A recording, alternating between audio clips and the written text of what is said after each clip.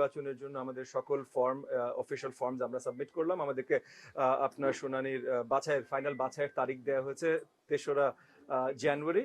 আমরা অত্যন্ত আশাবাদী সামনের নির্বাচনটা সুষ্ঠু সুন্দরভাবে পরিচালিত হবেন, ইলেকশন কমিশন তাদের দায়িত্ব সঠিকভাবে পালন করবেন এবং আমরা জাতিকে, দেশবাসীকে তাদের অনেক প্রত্যাশা, দুই দশক ধরে অনেক প্রত্যাশা একটা সুন্দর নির্বাচন দিতে সক্ষম হবে।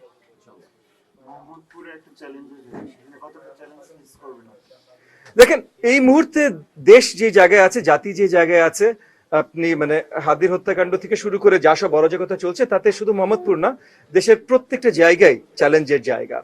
তো আমরা তো সেই চ্যালেঞ্জ মোকাবেলা করবার জন্যই এর আগে রাজপথে ছিলাম, এখন আমরা আপনার নির্বাচনের পথে আছি।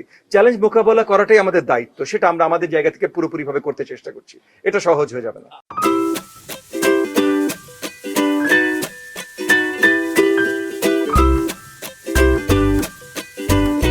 From Nestle. আপনি আপনার দল থেকে পদত্যাগ করে বিএনপি যোগ দিয়েছেন। জি। এখন বিএনপির নেতাকর্মীরা আপনার সঙ্গে আসে কিনা বা থাকবে কিনা এই নির্বাচনে? আচ্ছা, প্রথমত আমরা জোট থেকে ছিলাম, জোটে আছি। বিএনপির নেতা কর্মীরা একদম শুরু থেকে স্বতঃস্ফূর্তভাবে আমাদেরকে সহযোগিতা করছিল, আমাদের সাথে কাজ করছিল। আর এখন স্ট্র্যাটেজিক মানে কৌশলগত কারণে, কারণ নির্বাচনের অনেক বিষয় আশা আছে, সেগুলো নিয়ে এখন লম্বা আলোচনা আপনাদের সাথে প্রয়োজন আছে বলে আমি মনে করি না।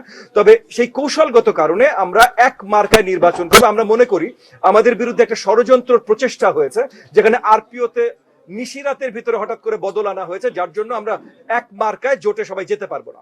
তো সেটা মোকাবেলা করবার জন্য এগেন স্ট্র্যাটেজিক মানে কৌশলগত কারণে আমরা নির্বাচনী মার্কা ধানের শীষ নিয়ে নির্বাচনে যাচ্ছি।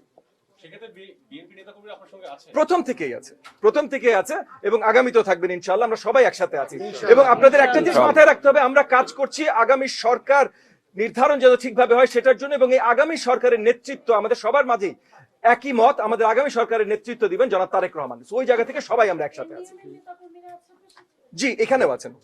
জি, তারা সবাই আছেন। এখানে আমরা সবাই একমত, আগামী সরকার নিয়ে আমাদের মাথা ব্যথা এবং সেই সরকারের নেতৃত্ব দেবেন জনাব তারেক রহমান। আমরা সবাই মিলে তার সাথে কাজ করব।